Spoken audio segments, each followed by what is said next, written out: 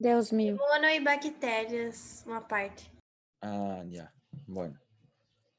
¿Y qué tal le fue la parte de inmunología? Me imagino que bien. ¿No? Imuno, más o menos, pero bacterias, Dios mío. Bueno. A ver,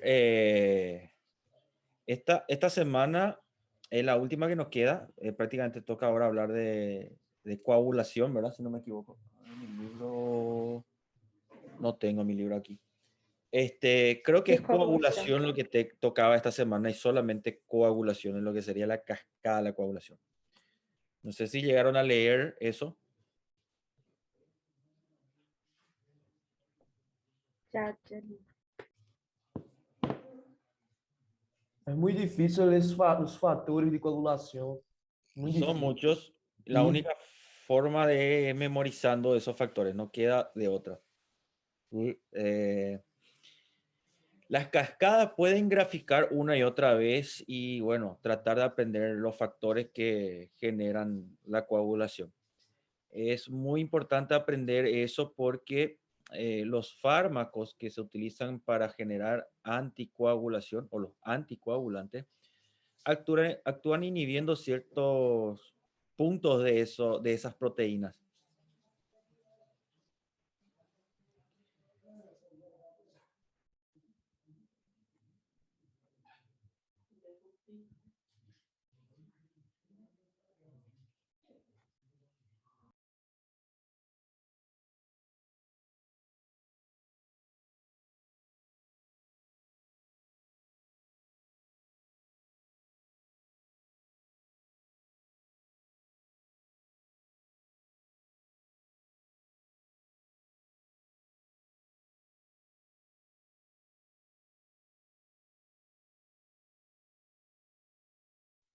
Doutor,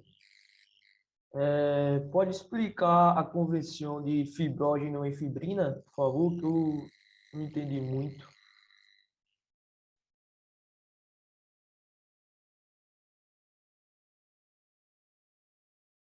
La vía final de la coagulación. Sim. ¿Qué no entendiste de esa vía final? Eu não compreendi, tipo, como que fibrógeno se transforma em fibrina. Tipo, essa parte não entendi muito bem. El fibrinógeno es un Sim, sim. monómero, ¿verdad? Es una molécula redonda, prácticamente. Es una globina, muy parecida a la hemoglobina. Al ser una globina es, digamos, casi como una pelota, pero estas moléculas no se unen unas con otras cuando están de forma de fibrinógeno, ¿ya? La única forma en que estas moléculas puedan unirse unas con otras y formar, sería como unas canicas que se unen unas con otras, ¿ya? Y forman un pequeño fío, ¿verdad? Por eso se le llama fibra de fibrina, ¿verdad? Bueno, ¿qué pasa? Que el fibrinógeno va a actuar prácticamente como la unión o lo que va a permitir que se unan esos monómeros de fibrina. ¿Ah? Es decir, el fibrinógeno va a actuar como unión de los monómeros de fibrina para formar el fío, como un hilo de fibrina, ¿verdad? Entonces, ¿qué pasa? Las pelotitas, que son los monómeros de fibrina, están presentes en la circulación, pero no pueden unirse una con otras. Para unirse una con otra necesitan sí o sí de la activación del fibrinógeno. ¿Ya? Y la activación de ese fibrinógeno a su vez depende de la trombina. ¿Ya? Entonces, tenemos la circulación en sangre de como unas pelotitas que son las globinas, que le denominamos fibrinógeno, que no pueden unirse entre sí a no ser que se active ese fibrinógeno. ¿Ya? ¿Quién la activa? La pregunta. El que la activa es el que la activa es la trombina, ¿verdad? Pero la trombina, a su vez, necesita ser activada. Y ahí es donde entra la protrombina. Es una, casi como las prohormonas o como la proenzimas. ¿Qué quiere decir eso? Son proteínas presentes, pero que no tienen actividad biológica. ¿Ah? Para tener actividad biológica se tienen que activar. ¿Ah? Normalmente, ¿de qué depende la activación? Y digamos que este es el sitio activo de la protrombina, pero está ocupado por otra secuencia de aminoácidos. Y para que la protrombina sea activa necesitamos quitarle esta secuencia de aminoácidos. Y ahí queda la molécula biológicamente activa. Y el que le quita esa secuencia de aminoácidos generalmente suele ser proteínas que antecede la cascada de la coagulación. Por eso le decimos cascada. Son una serie de secuencias de activaciones de proteínas. Y una proteína activa a la siguiente, y esa a la siguiente, y esa a la siguiente, y así sucesivamente. Por eso le llamamos cascada, ¿verdad? En el caso de en el caso para activar el fibrinógeno, yo necesito que la protrombina se active a trombina, ¿ya? Y ahí entra el factor activador de protrombina y el calcio. Esas dos moléculas, ¿ya? Son lo que van a terminar activando la protrombina, pero falta un elemento todavía, que es el factor 10 activado. Entonces, calcio, factor 10 activado, hace que en ese punto mi protrombina se convierta a trombina. Una vez que yo tengo la trombina, se puede dar la cascada final de la coagulación, ¿ya? Ahí prácticamente lo que va a hacer la trombina, ¿sí? Junto con el calcio, necesita calcio de nuevo esa fase, la trombina me va a activar el fibrinógeno a monómero de fibrina, ¿ya? Y ahí el calcio, el monómero de fibrina me va a generar las fibras de fibrina. ¿Mm? Graças, doutor.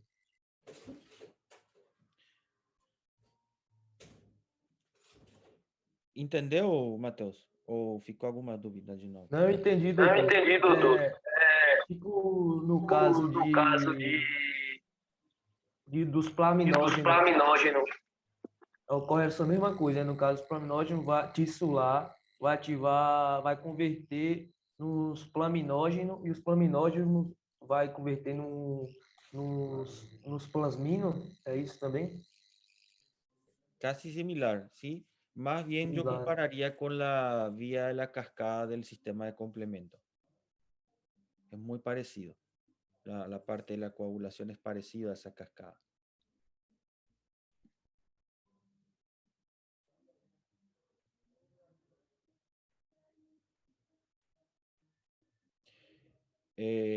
Tengan en cuenta que la vía de la coagulación, nosotros estudiamos dos vías también de activación, ¿ya? Tenemos la vía del factor tisular y la vía intrínseca. O sea, normalmente la vía extrínseca o factor tisular y la vía intrínseca. Ya son dos formas de activar también esta secuencia de proteínas. Similar a la que teníamos en el sistema de complemento. ¿Ya? Por eso yo les comparo con ese sistema. El factor tisular, una vez que se activa, por ejemplo, es un daño, digamos, puede ser un traumatismo o el simple hecho de que nosotros nos sentemos en la silla, ¿ya? Al estar sentado todo el peso sobre los pequeños vasos, algunos vasos se lesionan. ¿Pero por qué no sangran? Porque el sistema de coagulación está funcionando. Si no funcionase, íbamos a sangrar. Y al levantarnos de la silla tendríamos un moretón por la nalga. ¿Ya? Si nos acostásemos en la cama, los pequeños vasos se iban a lesionar. Si el sistema de coagulación no funcionase, íbamos a tener un moretón por toda la espalda. Entonces, constantemente se lesionan vasos sanguíneos, pero no vemos esas lesiones porque el sistema de coagulación. ¿Sí? Por ese motivo no se ve. Entonces,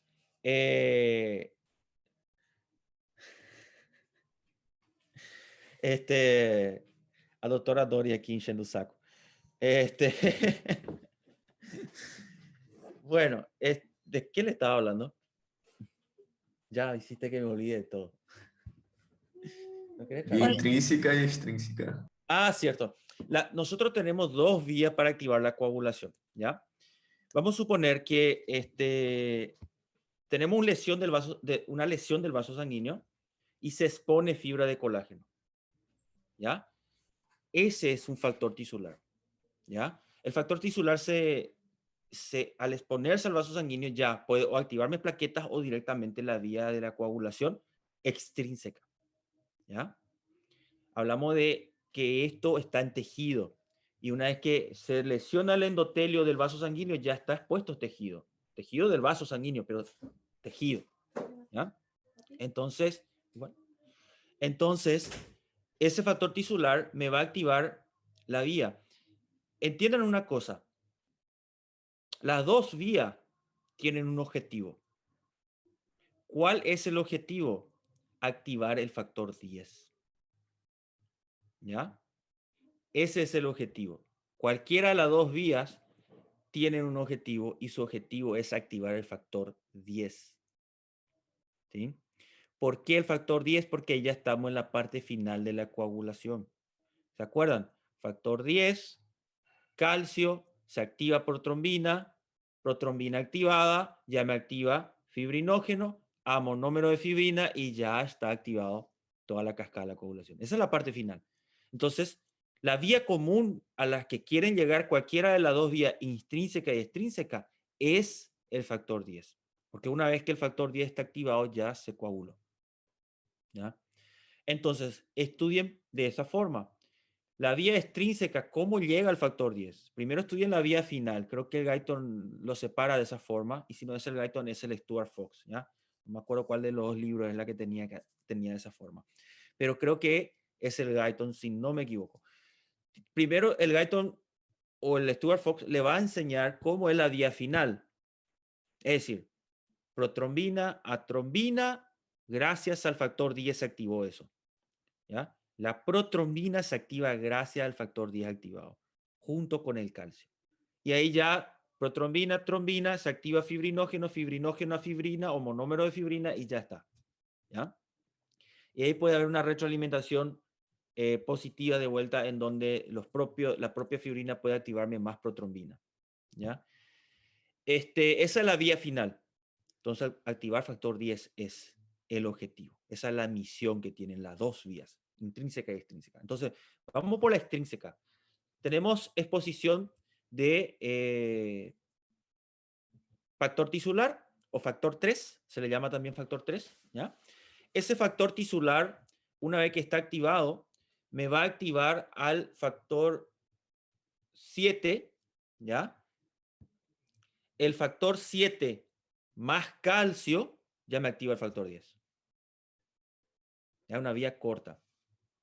¿Sí? Y ahí ya vamos de vuelta. Factor 10, protrombina, trombina, fibrinógeno a monómero de fibrina, ya está el fibrino. ¿Ya? Entonces, de vuelta ahí estamos en ese punto. ¿Ya?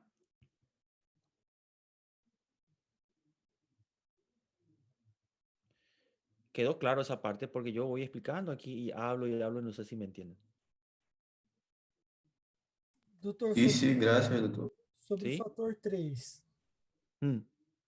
¿Cómo? Sobre o fator 3. Sí. O Guyton coloca ele na via intrínseca, na quarta fase da via intrínseca, quando o fator 9, juntamente com o fator 8, mais fosfolípidos liberados por plaqueta, mais fator 3, ativa o fator 10. En la vía intrínseca también le agrega. Sim. Espérame que voy a Fala, repasar. pelo menos, não como fator 3, ele não coloca na via extrínseca. Ele fala na via extrínseca do fator tecidual, mas ele não chama de fator 3. Então, o fator tecidual é o fator 3. El factor tisular es factor 3. El Ah, Gaiton tá. creo que explica essa parte. Não, é que ele explica, mas ele coloca já na via intrínseca e não na via extrínseca. Então, eu vou anotar aqui no meu caderno. Obrigado. Ya. Bueno, no sé, no, voy a mirar de vuelta el Gaiton, está bien, no se preocupen. Pero el factor 3 o factor tisular es vía extrínseca, ¿ya? Inicia por ahí la cascada de esa vía, ¿ok? Bueno, y esa sería la vía extrínseca, ¿ya? Es una vía más corta. Prácticamente lo que necesitamos es una lesión del vaso sanguíneo, exposición del tejido, ¿ya? No del endotelio vascular. Una vez que se expone, o sea, se lesiona el endotelio vascular, ya hay colágeno y ese colágeno ya puede activarme la vía extrínseca, ¿ya? Incluso la agregación plaquetaria. Entonces, y hay factores de coagulación que secretan las plaquetas, ¿ya? Entonces, nosotros vamos a tener que esa vía, una vez que se lesiona el vaso sanguíneo, ya se puede activar, ¿ya? Y es corta. Prácticamente, se lesionó el vaso sanguíneo, exposición del factor 3 me activa al factor 7, ¿ya?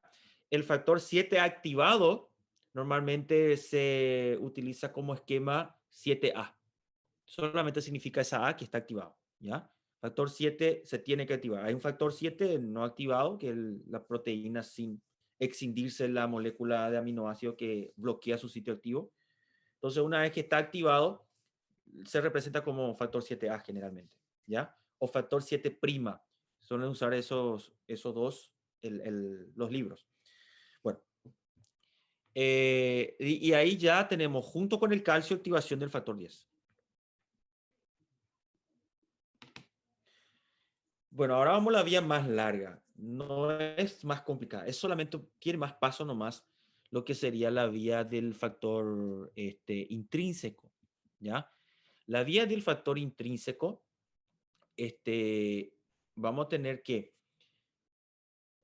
puede activarse, uno, exposición de colágeno, o sea que la exposición de colágeno me puede activar las dos vías, ¿sí? Ambas vías.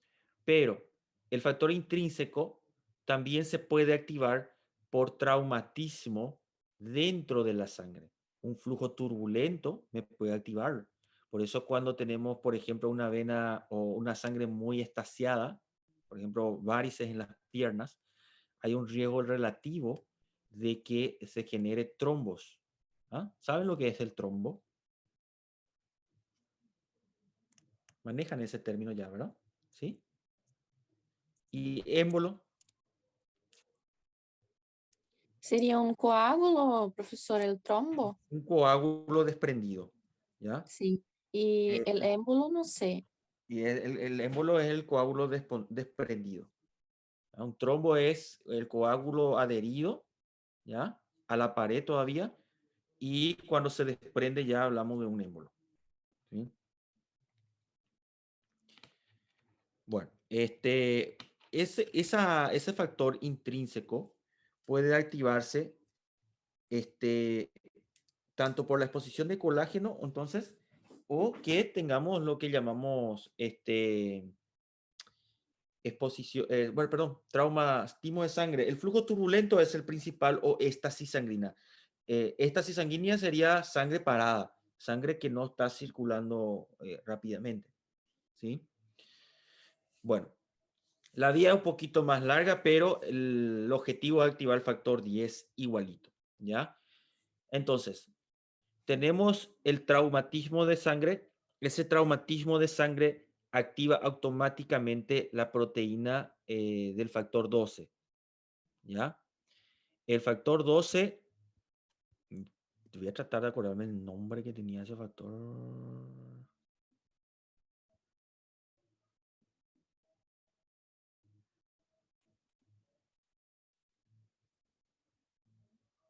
Factor de Adjaman. Hagman. Hadgeman, sí, creo que es Hadgeman.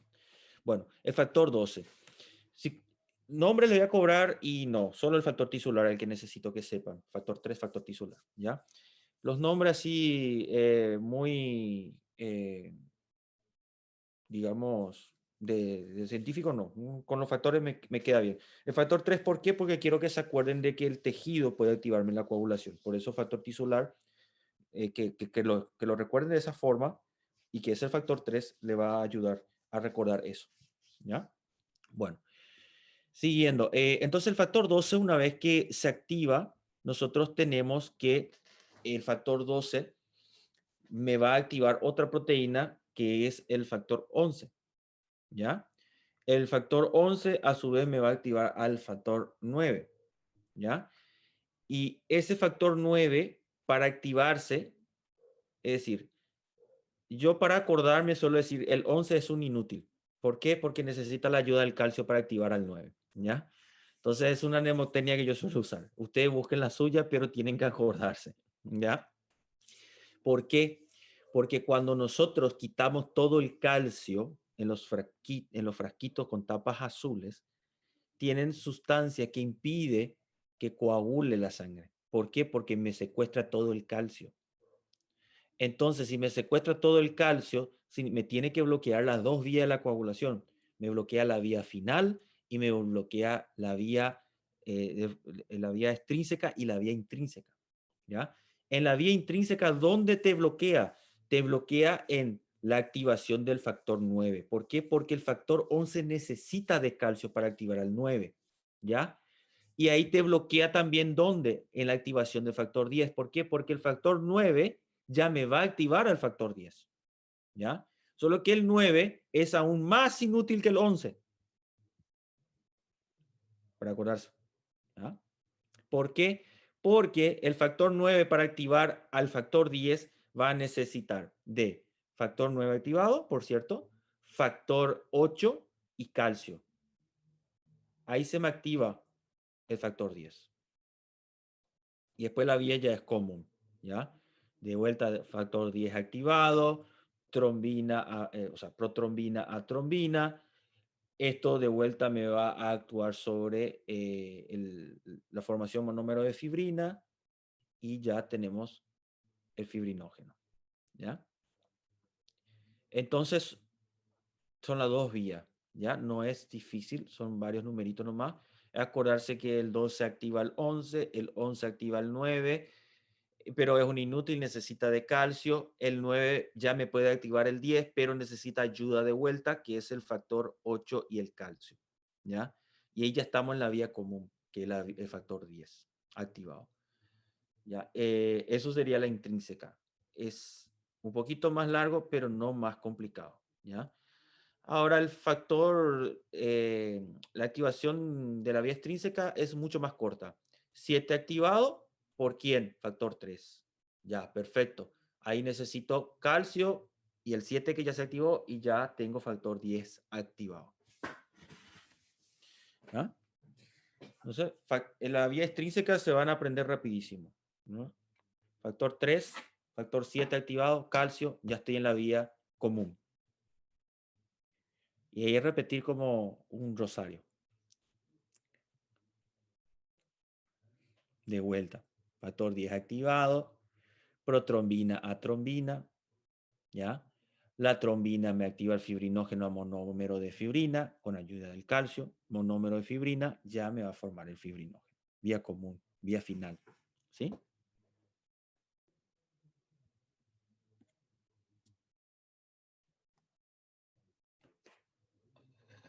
Voy a ver el chat ahora. Amén, me dice yo. Así mismo, van a aprender a rezar en fisiología, pero van a rezar vía la coagulación.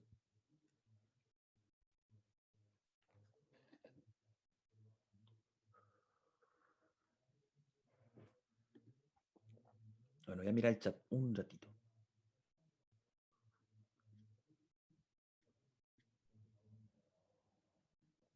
Mecanismo de feedback de la coagulación. Ese es el que cité. No sé si quedó claro. Si no quedó, voy a repetir, no hay problema. No sé si ya respondí esa pregunta.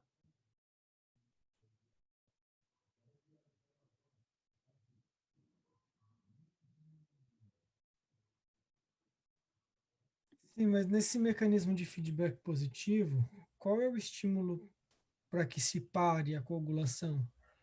e não chegue num quadro de CIVD, de coagulação vascular intravascular disseminada? El propio tejido va a producir inhibidores primero van a producir proteínas que van a generar lisis, o sea, ruptura del fibrinógeno para que no me genere un trombo muy grande y me obstruya toda la arteria, en el caso de que se dé la arteria. Y las plaquetas también tienen como regular el proceso de coagulación, ¿verdad? La retroalimentación positiva nosotros podemos encontrar en la activación de la trombina. Esa activación de la trombina me genera lo que es el factor 5 y el factor 5 acelera prácticamente al factor 10, es decir, me va a activar más factor 10, ¿ya? Entonces ahí se hace una cascada de la coagulación por retroalimentación positiva, ¿tá? Pero la trombina se está utilizando también para hacer fibrinógeno. Entonces va a llegar un momento en que la cantidad o concentración de trombina va a disminuir y esa retroalimentación positiva va a terminar. ¿Por qué? Porque la retroalimentación positiva en este caso no depende exclusivamente de la trombina. Es un acelerador nomás, porque la trombina a su vez me activa el factor 5, ¿ya? Una vez que disminuya la cantidad de trombina, me va a disminuir esa retroalimentación positiva también. Ese es un punto donde hay el proceso de retroalimentación positiva dentro de lo que es la cascada de la coagulación. Então, ponto de controle na degradação da trombina, Sí, no sequestro da trombina. exactamente. Esa sería la forma de regular esa retroalimentación positiva. Y es en ese punto donde tenemos, ¿verdad? La trombina que activa factor 5 y este factor es un acelerador del activador. El factor 10 le decimos activador de la protrombina, ¿verdad? Si bien tiene otros mediadores que necesita el calcio e incluso el factor 3 otra vez en ese punto. Pero la trombina activa factor 5 y este factor 5 decimos que es un acelerador, ¿ya? Acelera la reacción para activar más factor 10, digamos, de esa forma.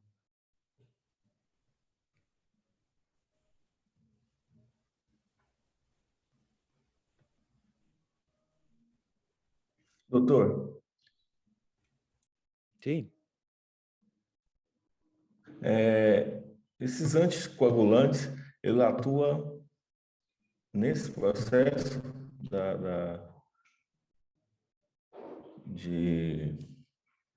da coagulação, em relação ao cálcio? Va a depender del anticoagulante, pero sí, va a actuar en estos puntos.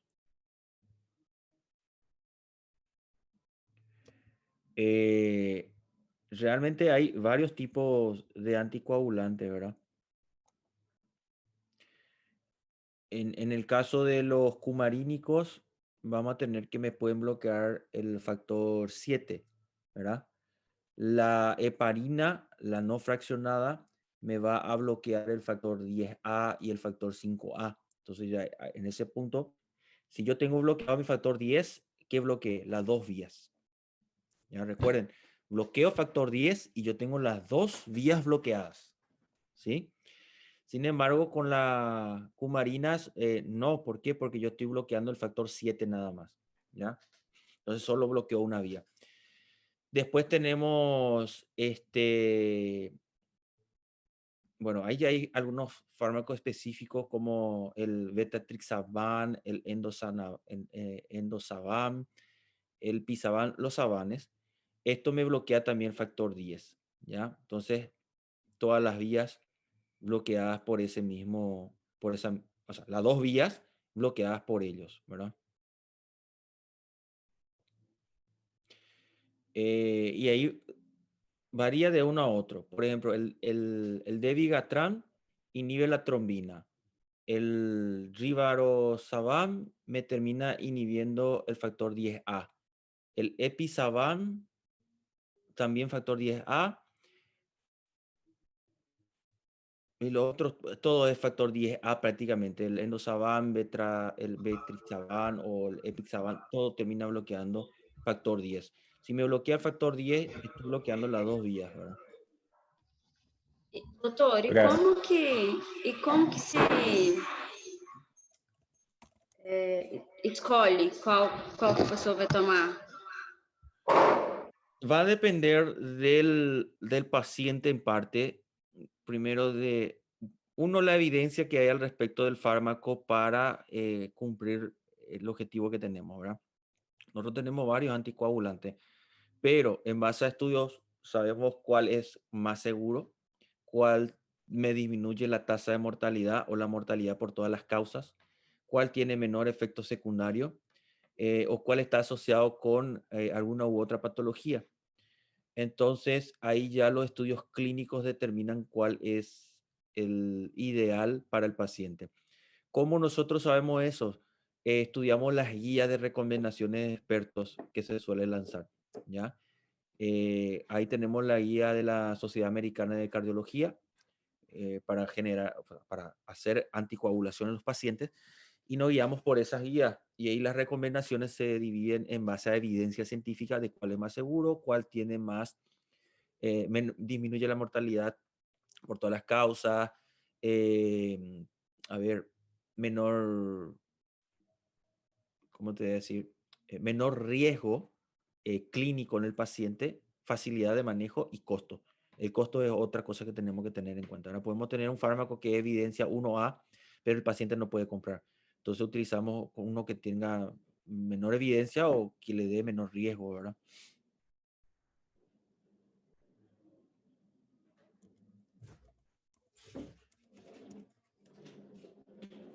Graças, doutor.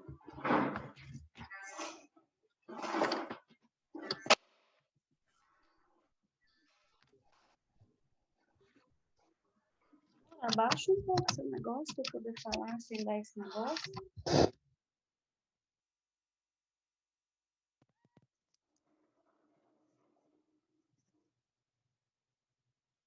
Doutor, Sí, decime.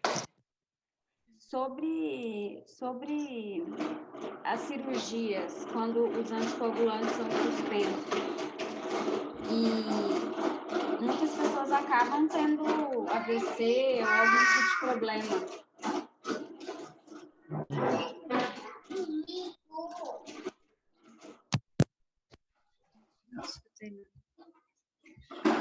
¿Cómo?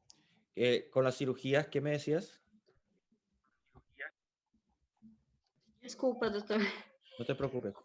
Quando as pessoas vão fazer algum tipo de cirurgia, alguns anticoagulantes são suspensos, certo? Así es.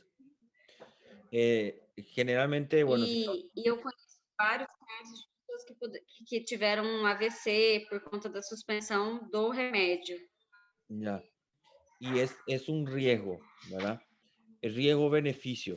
Si la cirugía le va a dar mayor beneficio que el riesgo de suspender su anticoagulante, bueno, se hace la cirugía. Pero si el riesgo de accidente cerebrovascular es mucho mayor, no amerita la cirugía. Realmente hay casos, pero la tasa de incidencia es baja, ¿sí? ¿Qué pasa? Cuando nosotros decimos, por ejemplo, paciente, vamos a un ejemplo del paciente con diabetes. El objetivo terapéutico que hacen las guías es una hemoglobina glicada menor a 7. ¿Por qué? Porque disminuye las complicaciones macrovasculares y microvasculares, es decir, lesiones o riesgos de accidente cerebrovascular, riesgo de infarto, riesgo de insuficiencia renal, riesgo de ceguera, disminuye con esos niveles de hemoglobina glicada y la mortalidad por todas las causas. Pero el hecho de decir disminuye no significa que no va a pasar, ¿ya? Entonces, lo que hace es disminuir el riesgo de 3 o 4 veces a 1, ¿ya? O sea, igual hay un riesgo relativo de que se pueda dar en un 50% eso, es decir, un derrame o un infarto. Entonces, nosotros llegamos al objetivo terapéutico, pero lo que hacemos con eso es disminuir su riesgo.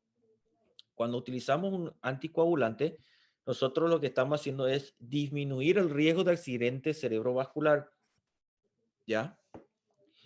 Se puede disminuir realmente a una tasa importante de 0,2 ratios relativo, que sería un riesgo de 20% de que se dé una ACV.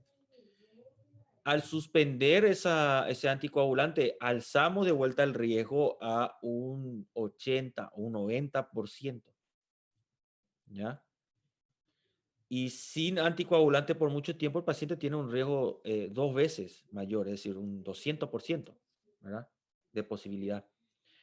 Entonces, se suspende, sabemos que hay un riesgo, normalmente se le explica al paciente de que hay ese riesgo y bueno, que si la cirugía es muy necesaria, nosotros le explicamos que el riesgo de no operarse es mucho mayor que el riesgo de suspender el anticoagulante. Pero si la cirugía no es muy necesaria, le decimos que el riesgo de suspender el anticoagulante supera los beneficios de la cirugía, ¿ya? Entonces ahí uno tiene que evaluar bien el caso del paciente para poder tomar una decisión y nunca nosotros decidir tanto por el paciente. Bueno, yo al menos no hago eso. ¿Qué es lo que hago generalmente? Le doy el abanico de posibilidades al paciente, le explico los riesgos y beneficios de cada decisión y dejo que él decida. A no ser que sea algo que netamente yo tenga que decidir, ¿verdad? Lo mismo cuando voy a pedir un estudio complementario al paciente, por más que yo sé que es un estudio muy caro y el paciente no va a poder pagar, yo igual le digo que lo ideal sería hacer este estudio, ¿verdad? Pero tiene un costo muy elevado. Entonces, yo le digo, podemos hacer este estudio y este estudio. Lo ideal es este, pero si esto no puedes hacer, tenemos la otra opción es que nos puede dar un panorama, ¿verdad? ¿Por qué? Dejo que el paciente decida cuánto cuesta su salud para él. Porque el precio que tiene para mí mi salud no va a ser el mismo de una persona. Cada uno pone un precio a su salud, ¿ya? Entonces, el precio de su salud para una persona que no come papa frita, que no toma gaseosa, que entrena todos los días, que se cuida al máximo, no es igual a una persona que está todo el día sentado leyendo fisiología, comiendo papa frita y tomando refrigerante. Es muy diferente el precio. Entonces, cada uno cuida diferente su vida, ¿ya? A eso quiero apuntar, ¿verdad? Entonces, nosotros no podemos decidir por el paciente. Entonces le decimos, el tratamiento que puedes hacerte es esto, esto, esto, esto. Tiene esta ventaja y estos costos, ¿verdad? Y él decide cuánto va a pagar por su salud. Tanto para hacerse estudio complementario como para elegir un tratamiento o, bueno, en el caso de que corra riesgo de vida, darle las posibilidades que hay ahí, ¿verdad?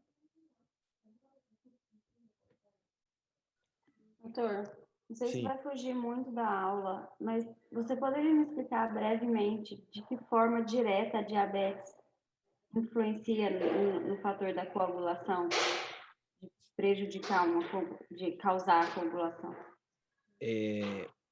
Bueno, el problema de la diabetes es la glicación de la proteína. Por eso justamente para ver cómo están los niveles glucémicos en los últimos 3 meses utilizamos la hemoglobina glicada.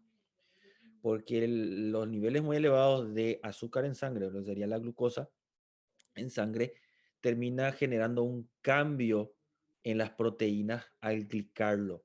¿Ya? Prácticamente es como caramelizar la proteína, casi ese efecto hace, solo que a nivel microscópico molecular. Ese proceso se da en todo el organismo, no solo en la hemoglobina glicada, también se dan las proteínas vasculares, entonces se lesionan los vasos sanguíneos y dependiendo de la lesión o predispone a depósito de colesterol y triglicéridos, perdón, en la capa íntima y me genera placa de ateroma o me lesiona el vaso sanguíneo, importantemente se genera un debilitamiento de la fibra de colágeno, se microlesiona el vaso y expone factor 3, ¿ya? Y me activa la vía de la coagulación.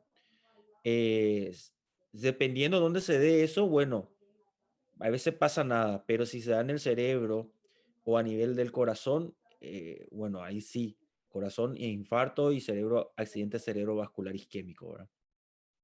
y la tasa de mortalidad por infarto en pacientes con diabetes es muy elevada. El riesgo cardiovascular en sí es muy alto. Últimamente las guías o las reuniones que se hacen del ADA, la preocupación no es más tanto por controlar los niveles de glucosa, sino se preocupan más ahora por evaluar el riesgo cardiovascular del paciente. Obvio, los dos son importantes, pero ese es el riesgo. La tasa de mortalidad es 4 veces mayor por infarto o accidente cerebrovascular.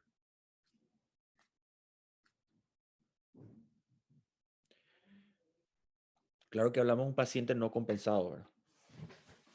Para hablar de este riesgo. Paciente descompensado, fumante e sedentário. Minha mãe. Já está querendo falar com São Pedro, então. Não, Deus não te ouça, prof. Não, né? Mas acho que ela senta a falar com ele já. Ele com a chave. Ela tá brincando com a chave dele. Fala para ela isso. Com certeza. Mas o risco é alto. Uhum.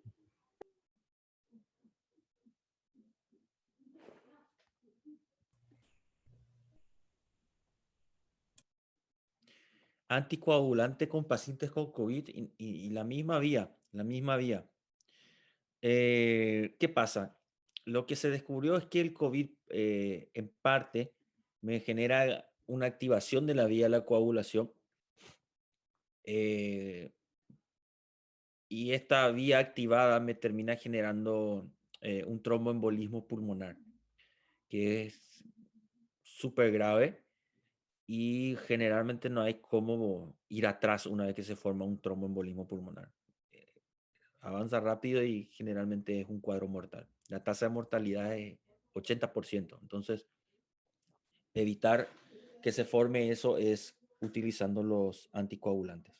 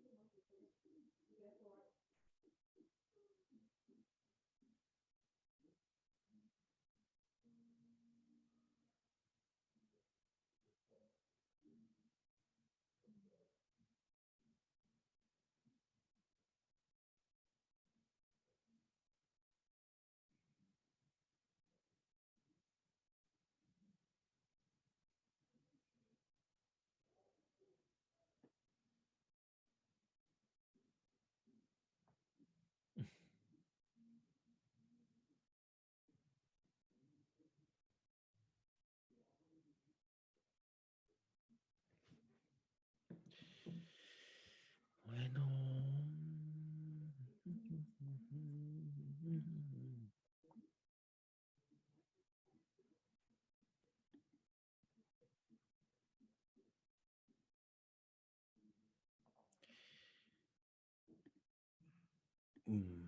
Bueno, no sé si tienen alguna otra duda.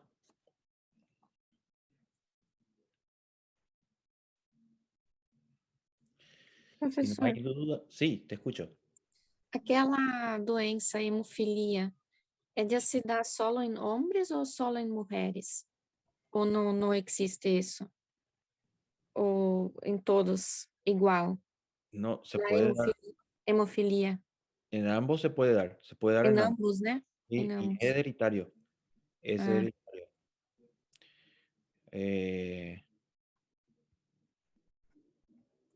O sea, prácticamente sí, es hereditario y la hemofilia termina actuando a nivel factor 8, ¿ya? El cromosoma, si no me equivoco, era el cromosoma 10 el que estaba afectado en la hemofilia. No me quiero equivocar, pero puede que me equivoque en ese sentido. No me acuerdo bien, pero puede mirarlo, creo que es el 10. Pero el factor 8 es generalmente el que está afectado en la hemofilia. El nombre que se le da el factor de von Willebrand. Gracias, profesor. De nada.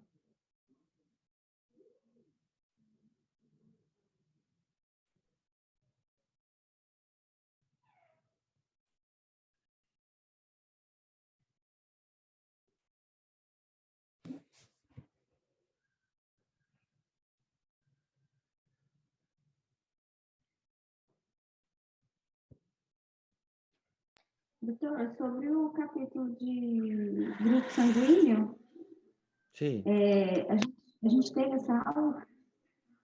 Ou não? El de grupo sanguíneo, sí, hay una clase de eso. La clase del doctor Estrada.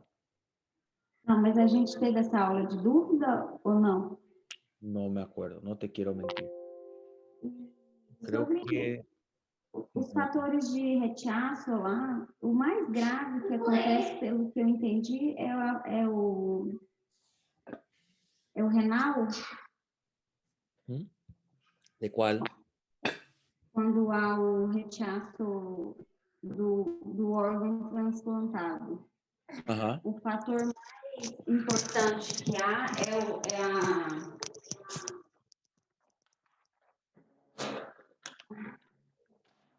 insuficiência renal. Mm. ¿Qué pasa con la insuficiencia renal? No entendí. En relación al factor RH. Não, a REAT não. Em relação ao transplante de órgão, Ajá. as reações transplantárias, a mais grave é a insuficiência renal? É o que causa maior problema?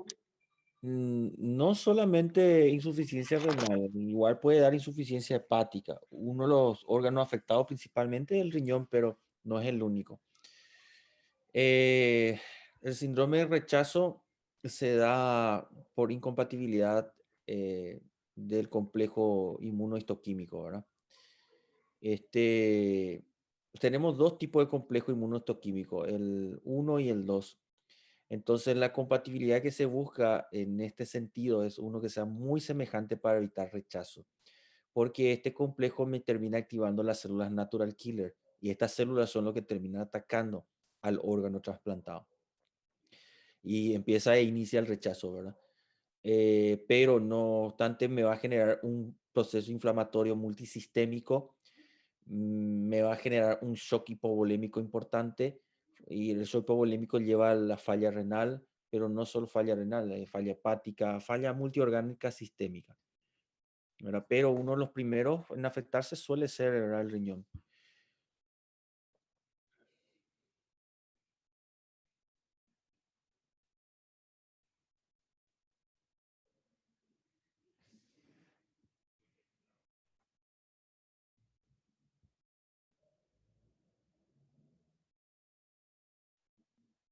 Doutor, Sí. as doenças autoimunes, elas só têm manifestação maior, incidência com a idade ou quando é ninho também pode acontecer isso? No, cuando es niño también puede darse, no es exclusivo de la edad. Pero sí, a mayor edad generalmente es más frecuente ver la manifestación de enfermedades autoinmunes, ¿verdad? Hay algunas teorías que asocian con ciertas intolerancias alimentarias a algunas enfermedades autoinmunes, ¿verdad? O se cree que ya la enfermedad autoinmune se manifestaba en la infancia, pero como una intolerancia. En un recién nacido, reflujo, distensión, cólico, en un niño generalmente exantemas, ronchas en la piel, ¿verdad? Exantemas, déficit de atención, en un adolescente acné, más acné principalmente, y en el adulto ya la enfermedad autoinmune manifiesta tal cual, ¿verdad? Se cree que ese es el proceso por el cual se da. Y hay una teoría no, no muy aceptada, pero sí, la exposición repetitiva a ciertas sustancias puede generar una hiperreacción del sistema inmunológico y actuar de esa forma, ¿verdad? Estamos expuestos a miles de epítopos, millones de epítopos. Entonces, que uno de ellos ingresa a la sangre y genera una reacción cruzada similar a proteínas que hay en nuestro organismo es muy alta. Y ahí ya empieza la enfermedad autoinmune, ¿verdad? Entonces, imagínate, nosotros tenemos 100 millones de células, 100.000 millones de células, pero en nuestro intestino hay 300.000 millones de bacterias. O sea, 3 veces más bacterias que células. Solo en nuestro intestino. No hablamos de la microflora dérmica, por ejemplo. Y esas bacterias mismas generan millones de epítopos que constantemente están ahí en contacto con el sistema inmunológico y que una de esas puede hacer una reacción cruzada. Mucho por descubrir todavía hay en ese sentido, ¿verdad? Pero la edad donde se manifiesta con mayor frecuencia sí en el adulto, podríamos decir. ¿Ya? A partir de los 20 ya se puede ver esas reacciones inmunológicas. Pero más frecuente es allá por los 40 en adelante. Ahí sí. Gracias, doutor. De nada. Doutor, Sí. em relação ao tipo sanguíneos, sobre a reação de transfusão, qual seria uma terapia usual para que não gere um dano maior? Ou não há? No, una reacción de transfusión, expansión y mismo proceso que utilizaríamos en un cuadro de anafilaxia. Es un cuadro de anafilaxia, por cierto. Ya, una reacción alérgica importante. El mismo tipo, el mismo procedimiento. E qual é o procedimento? Bueno, el tema es que yo quiero que se enfoque en fisiología, ¿verdad? No en la parte terapéutica, que eso van a dar en farmacología y en clínica médica. Sim. Nosotros hacemos expansión con suero fisiológico para evitar el shock hipovolémico. Si hay hipovolemia, hacemos goteo de dobutamina o epinefrina, va a depender de cada caso. Podemos utilizar bomba de difusión para facilitar eso. Y corticoide sistémico, ¿verdad? Y es aguardar después, ¿sí? Y dependiendo de qué se va dando, hacemos compensación. Si tenemos lesión renal, furosemida, ya seguimos expandiendo. Si hay una importante afectación cardiovascular y el paciente hipotensa constantemente, vamos alzando las drogas inotrópicas o vamos agregando drogas inotrópicas o vamos rotando las drogas inotrópicas para tratar de que ese corazón siga latiendo y manteniendo la presión sanguínea.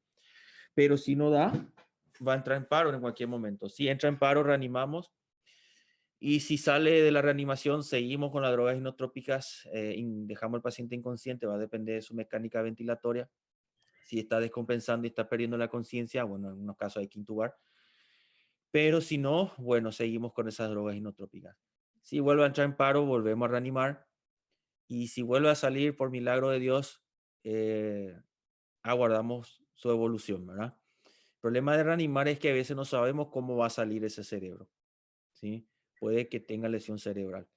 Y cuando muchas veces entra en paro, ese es el miedo que tenemos, hasta que el paciente despierte.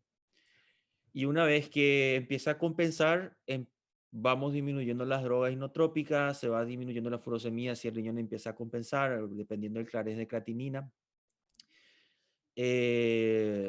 Hasta que desmasmamos completamente la droga inotrópica y si ese corazón mantiene la presión sanguínea sin drogas inotrópicas, genial. Ahí tenemos una observación de 24 a 48 horas para ver si responde. Si estaba sedado, empezamos a desmamar también el sedante, vemos cómo responde el paciente y si es que no responde bien, volvemos a sedar. Y si responde bien, bueno, quitamos completamente y queda en observación 48 horas otra vez, ¿verdad? Una vez que ya no necesita de soporte vital, sala común y ya para el alta después, ¿verdad? Complexo.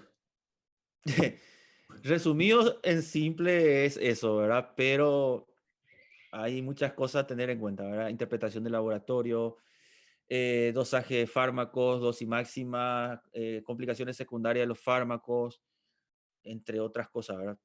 Pero sí, es complejo. Van a llegar a eso en algún momento. Gracias.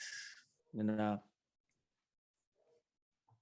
Doutor, havia hablado anteriormente a respeito de umas perguntas, um questionário para a gente treinar perguntas de fisiologia. Sí, É possível lançar na plataforma, por favor? voy a ir cargando este fin de semana, le voy a cargar las preguntas. Voy a empezar por el primer capítulo y voy a ir cargando todas a poquito, ¿ya?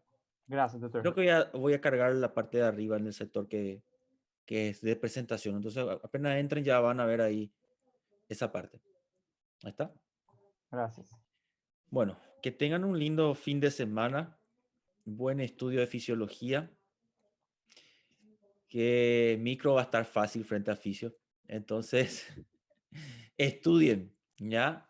Micro tiene menos horas que fisio. Fisio tiene 12 horas. Micro tiene, no sé, 4 horas tiene micro. Doutor, Sí. acalma a doutora Dogs aí, porque dia 7 ela tá com a gente aqui. Ela tem que estar bem de boa, entendeu? Ya.